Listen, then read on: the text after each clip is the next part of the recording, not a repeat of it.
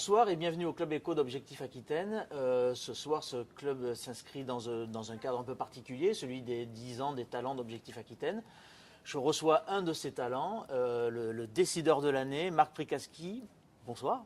Bonsoir. Alors avant de vous poser les premières questions, je vais juste préciser que vous êtes le PDG de Seva Santé Animale à Libourne. Alors Seva Santé Animale, c'est quoi ? C'est une société qui développe, fabrique, commercialise des médicaments vétérinaires. Alors les médicaments vétérinaires, ça s'adresse d'abord à plein d'espèces différentes. On va de l'animal de compagnie, chien, celui chat, d'élevage, je suppose. Ouais, chien, chat, Ouais. le cheval qui est passé de l'assiette à l'animal de compagnie. Enfin, il y a encore quelques difficultés parfois. Oui, je vois, vous faites allusion à un petit problème d'actualité, je dirais. Oui, C'est clair. effectivement. Ouais. Après les productions animales, donc ça part du lait, la vache laitière, les bovins, les œufs de consommation, les poulets, les porcs. Vous voyez, donc de très nombreuses espèces. Et en fait, on développe deux types de produits, des vaccins pour la prévention et des produits de traitement. Le siège est à Libourne, Oui. près de Bordeaux. C'est combien de personnes et c'est une présence mondiale aujourd'hui dans combien de pays? Alors Seva, c'est 3200 personnes dans le monde. Plus de Combien à Libourne? 600 sur Libourne, 800 en France.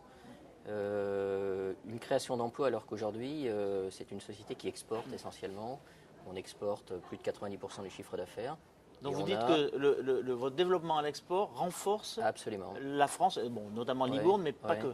Très Vous êtes clairement. à l'Oudéac aussi, je crois. Alors on a deux usines, bientôt trois, deux usines en France, une à l'Oudéac en Bretagne, une à Libourne où on fait des produits injectables, mais on a aussi toutes les fonctions support, on a une partie de la R&D, on a toutes les fonctions régaliennes de direction, et donc effectivement, quand on grossit à l'étranger, quand on construit une usine en Chine, et bien on crée des emplois en France. Voilà, c'est l'équation qu'on arrive à résoudre. Alors je crois savoir que ça fait partie des choses qui vous tiennent à cœur. Justement, quand on s'était rencontrés il y a quelques temps, on m'avait dit j'ai l'intérêt vraiment de la France chevillée au corps et au cœur. Donc forcément, vous êtes forcément un homme heureux, quoi. Oui, absolument. Je défends beaucoup l'industrie française, comme d'ailleurs beaucoup de patrons français. Je défends beaucoup la région Aquitaine, mais je suis parisien d'origine. Mais c'est mon Vous êtes pays Aquitain d'adoption. Oui, mais c'est souvent avec les Aquitains d'adoption qu'on a les plus fervents défenseurs de la région. Et pareil, je défends beaucoup la France alors que je suis issu de l'immigration. Vous voyez, c'est aussi des choses qui d'une certaine façon font écho à votre passé, à ce que vous avez entendu. Donc oui, je défends la France parce que je pense qu'on a énormément d'atouts. En Aquitaine, on a énormément d'atouts et puis d'une certaine façon, c'est notre devoir. Alors développement à l'export notamment, mais tout à l'heure vous avez glissé, on va avoir une troisième usine. Alors je ne peux pas m'empêcher, c'est plus fort que moi, c'est génétique. C'est quoi ce troisième site que vous vous apprêtez à, je veux dire, sinon à ouvrir? C'est quoi, une opération de croissance externe? Oui, absolument. En fait, on a déjà deux sites importants à Libourne. On vient de finir une enveloppe d'investissement cette année de 18 millions d'euros. Une autre usine à l'Oudéac où on fait surtout les formes orales, les comprimés pour les chiens et les chats.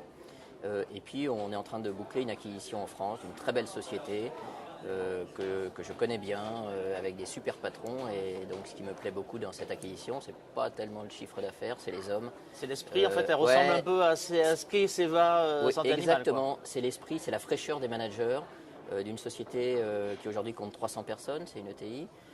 Alors que nous on en compte 3000 et parfois j'ai le sentiment qu'on perd un peu de la réactivité des petites entreprises. Ouais. Donc d'une certaine façon ça me permet de repenser l'organisation de Seva. Se remettre à jour quoi finalement. Oui, absolument, de remettre un peu de jus dans la structure.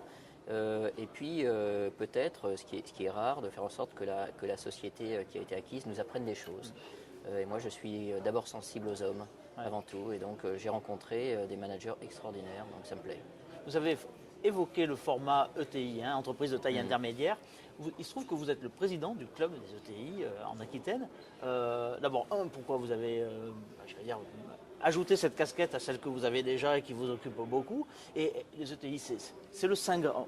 On a le sentiment que c'est le Saint Graal, dans la bouche en tout cas des politiques. C'est vraiment le Saint Graal pour l'économie nationale? Je pense que c'est absolument essentiel. C'est-à-dire qu'une ETI, c'est une PME qui a la taille suffisante pour se développer à l'export. Et qui n'a pas encore le fonctionnement d'un très grand groupe.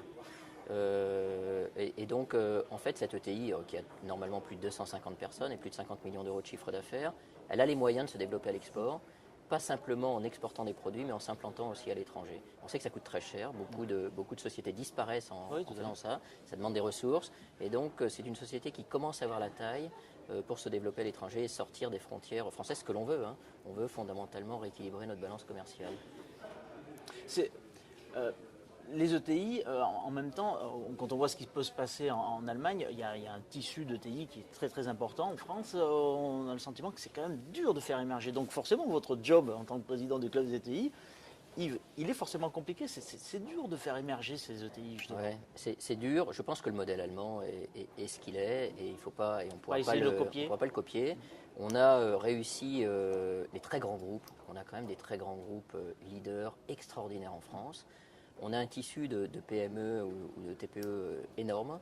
Et en fait, on n'est pas arrivé à faire naître ces entreprises qui peuvent être familiales ou qui peuvent avoir d'autres modèles de financement. On n'est pas arrivé à faire naître ces entreprises. Et donc, je pense qu'il faut soit aider au regroupement d'entreprises de petite taille, soit, c'est ce qu'on va essayer de faire dans ce club, prendre des petites entreprises à potentiel, innovantes, qui ont déjà la taille suffisante, et essayer de les faire passer dans notre club. Et ça, c'est plutôt sympa. C'est une courte échelle, en fait, que vous préparez. Ouais, alors on va pas faire le boulot d'autres, mais ce qui est certain, c'est que quand vous êtes passé par là, quand vous êtes patron d'entreprise, vous voyez très vite, vous arrivez à donner des bons conseils qui sont pertinents et entendus. Donc, c'est parfois un détail, c'est parfois une adresse. Vous voyez, quelqu'un veut s'implanter dans un pays, il dit mais est-ce que tu auras un bon avocat, est-ce que tu as un bon contact? Et déjà, rien que de favoriser ça, ça change beaucoup. Alors Marc Pecaski, vous êtes en train de préparer la 4e LBO de votre jeune histoire. Oui. Alors, dans quel contexte ça se prépare et à quoi elle va ressembler cette LBO? Elle ressemblera aux précédentes? Oui. Alors on a fait 4 LBO. Alors ce qui est un peu différent, le dernier LBO qu'on a fait en 2007, c'est qu'on est devenu majoritaire. C'est-à-dire qu'il y a un actionnariat très large. L'ensemble quasiment des employés français sont actionnaires de la boîte au travers de la participation et de l'intéressement. Et puis à peu près 300 cadres mondiaux. Et donc, au travers de cette plateforme très large d'actionnaires salariés, on a la majorité. Ouais. On a la majorité. Donc, en fait, et moi je les représente. Vous avez les commandes, quoi. Voilà, j'ai absolument les commandes. Je peux décider de la suite. Et donc, c'est pour aucun salarié un souci. Vous voyez, ça ne les rend anxieux à aucun moment, je crois. Alors ça pose des questions, parfois d'organisation, on se dit est-ce que la boîte va changer d'organisation, mais fondamentalement sur le financement de la boîte, il n'y a pas de souci. Et en particulier parce que ce que nous apprennent les LBO, c'est de faire des plans stratégiques et donc d'être capable de se projeter dans 5 ans. Ce qui n'est pas fréquent dans les boîtes. Hein. Vous avez beaucoup de boîtes moi, que je rencontre dans le club, elles n'ont pas de plan stratégique. Nous, on a un plan stratégique 2020. Alors, en 2020, c'est vrai, ça sera combien de personnes, énorme. Combien de CA? Ce qu'on espère, il se susurre que la valeur actuelle de CEVA, c'est environ 1 milliard, 1,5 milliard. Je pense qu'on verra, hein, vous verrez, vous savez, c'est toujours pareil. Ça ne vous a pas fait bondir, donc non, parce que je ne dois pas être trop loin. que je crois que l'important, c'est de valoriser une société sur le long terme. Vous voyez, je pourrais peut-être vendre la société beaucoup plus cher qu'elle va être vendue, mais l'important, c'est d'avoir le juste prix pour les actionnaires, qui sont l'ensemble des employés aussi, mais pour le futur actionnaire et pour la croissance de demain. Donc on trouvera le juste prix. Vous êtes déjà dans le coup suivant, bien sûr. Et puis il y a des financements. On a un pool bancaire solide derrière nous, hein, notamment beaucoup de banques françaises. Les grandes banques sont avec nous. Et elles veulent revenir avec nous. Donc vous voyez, il y a une sorte de climat de confiance. Il y a une équation aussi un peu unique. Hein. On dit toujours ce que l'on va faire chez CEVA et on fait toujours ce que l'on a dit. Bon, alors, on s'éloigne un peu des affaires. On a bien compris qu'effectivement, vous teniez ce que vous promettiez, en quelque sorte. Mais on s'éloigne un tout petit peu. Juste vous m'avez fait une réflexion il y a quelques temps, j'aimerais que vous y reveniez. Vous conseillez à certains de vos cadres une fois dans l'année, de voyager avec leurs enfants. Oui. Alors, mais comment est né voyager professionnellement, hein, accompagné d'un enfant c'est né comment? Quelle mouche vous a piqué? Quand vous êtes, c'est une expérience perso peut-être? Oui, absolument. Quand vous êtes cadre dirigeant d'une entreprise, vous passez énormément de temps dans votre travail et en fait, vous passez parfois à côté de votre famille. Et en particulier, vous voyez, vous êtes habitué à gérer beaucoup de dossiers, donc à prendre des décisions rapidement et vous gérez souvent votre famille de la même façon. En fait, c'est acceptable à partir du moment où votre famille a compris ce que vous faisiez. Et donc oui, j'ai fait ça. Moi, j'ai fait ça avec mes enfants. Mes 2 garçons, j'aurais dit une fois dans votre vie, vous viendrez en voyage avec moi et vous verrez mon travail. Et je l'ai fait il y a 1 an et demi. le premier. Je vais le refaire cette fois-ci. Évidemment, je prends à titre perso en charge tous les frais, mais c'est extraordinaire. Vous voyez, je peux dire qu'en une semaine, j'ai rencontré mon fils, ou mes fils. Donc c'est vraiment une expérience. Vous voyez, vous êtes mieux quand vous êtes parti, quand vous savez que votre famille est bien à la maison.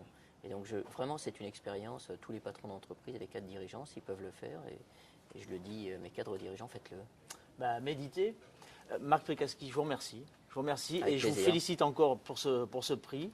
Vous êtes, comment dirais-je, le décideur de cette année. Et au rythme où vont les choses, j'ai l'impression que l'an prochain, on va se revoir, à mon avis. En Merci. tout cas, Merci beaucoup. je vous en prie. Et en attendant, bah, écoutez, je vous souhaite une bonne soirée. Et puis, je vous donne rendez-vous pour le prochain Club Éco d'Objectif Aquitaine. À bientôt.